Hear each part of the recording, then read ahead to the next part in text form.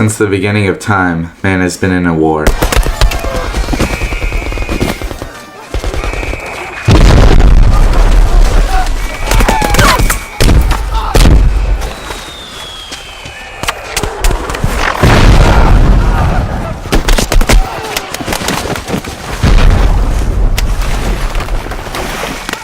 Not against humans, but against microorganisms, bacteria. For most of history, man was completely unarmed, and bacteria ran rampant and ruled the day. These bacteria range from salmonella that can cause great discomfort,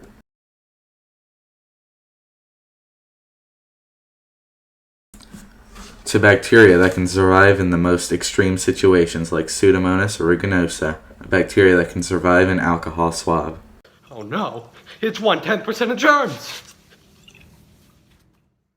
And then there's the deadly bacteria, like gangrene, a bacteria that caused many casualties of the Civil War.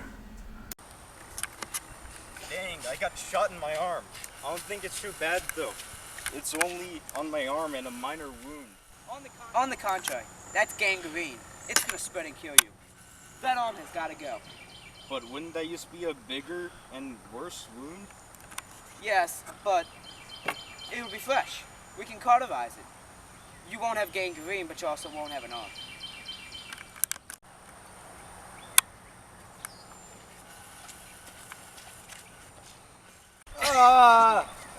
My arm! My arm! My arm! Oh dear God, I need an apple to keep this doctor away. Doctors often prescribe coffee, whiskey, and quinine to treat their pain. They never had a proper way of treating an infection. Over the next 50 years, medicine didn't improve much from the useless tonics. During that time, even minor surgeries would result in death of most patients. Not from the disease the surgery was meant to cure, but a new nosocomial infection acquired during the surgery. But as a side note, some soldiers would acquire a bluish glow around their wound called angel's glow. It was photohabdis luminescence, which was a bacteria that produced antibiotics and killed other bacteria. Ironic, the same species killing us was now saving us from itself. But this was far from a stable fix. Bacteria was winning the war until 1928, when a scientist was about to accidentally discover something life-changing. Very nice. Very cool. Let's put this in. What the hell? My petri dish. Where is it? No.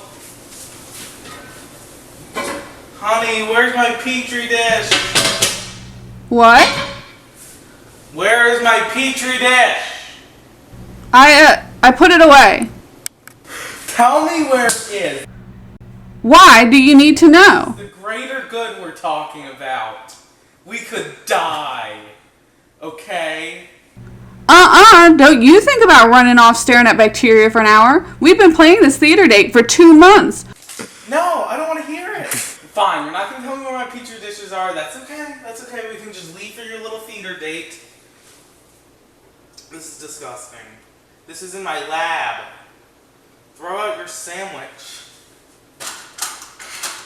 Bethany.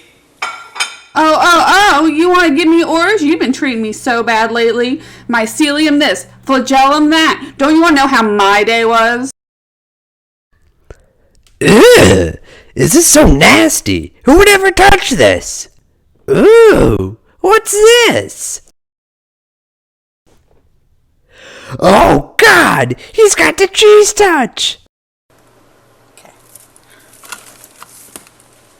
Flemming's discovery led to the invention of the first antibiotic, penicillin, which can destroy a bacteria's cell wall and kill it in the process. Now people can survive surgeries, and we improved more medicine, and we doubled the human lifespan. So we could win the war against bacteria, at least for a time.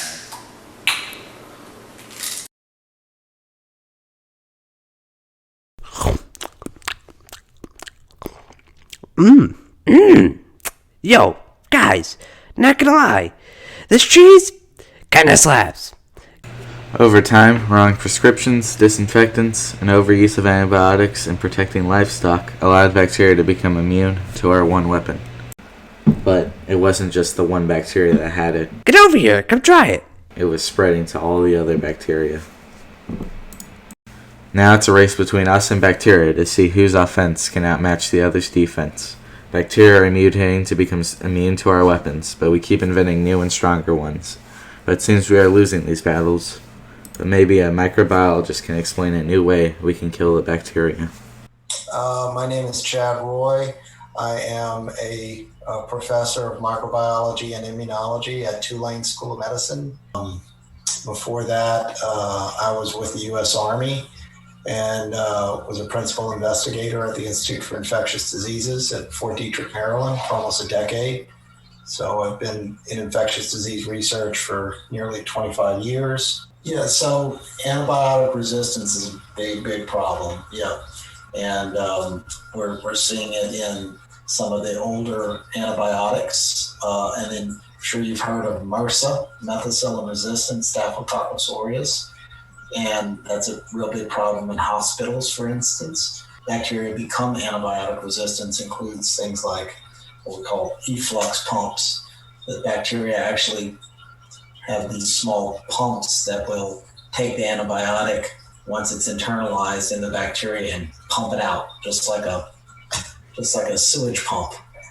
And so there's alternative ways that and avenues that people are looking at, new generation antibiotics, for instance, bacteriophages, which are not necessarily an antibiotic in the classic sense of the word, but are actually viruses that will kill bacteria, but not necessarily replicate in human cells, that are specific for certain bacteria. I haven't worked with bacteriophage therapies. However, there have been some successes in that area. And new generation antibiotics that have different mechanisms by which to kill bacteria are coming out as well. So it's a race though, because more and more bacteria becoming more and more antibiotic resistance. Hopefully you learned the importance of properly using antibiotics and learned ways we're keeping modern medicine alive. We can't afford to disrespect this miracle of a weapon, so you should appreciate how far modern medicine has come to save your life.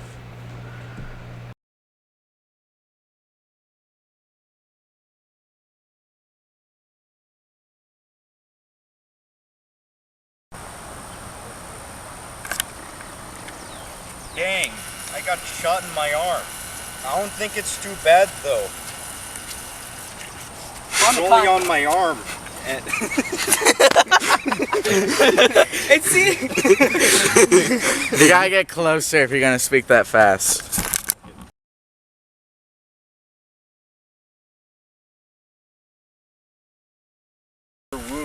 On the contrary, that's gangrene. It's gonna spread and kill you. That arm has gotta go. Isn't that just a bigger wound and even a worse one? Yes, but it'll be fresh and we can cauterize it. You won't have gangrene, but you also won't have an arm.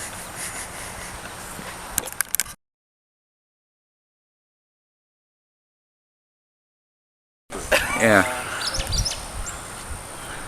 Yeah, it looks good. Yeah, it looks awesome actually. Okay, that's too much, Nick. That's too much. Make sure the bandage covers it. Oh, I love having it. Yeah. This is the greater good we're talking about. No, I don't like it. No! You don't like it?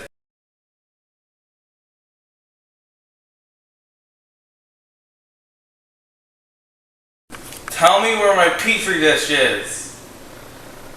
Please tell me where my petri dish is.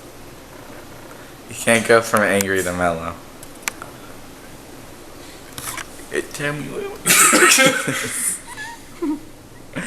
Please. There's no Tic Tacs in the 1920s.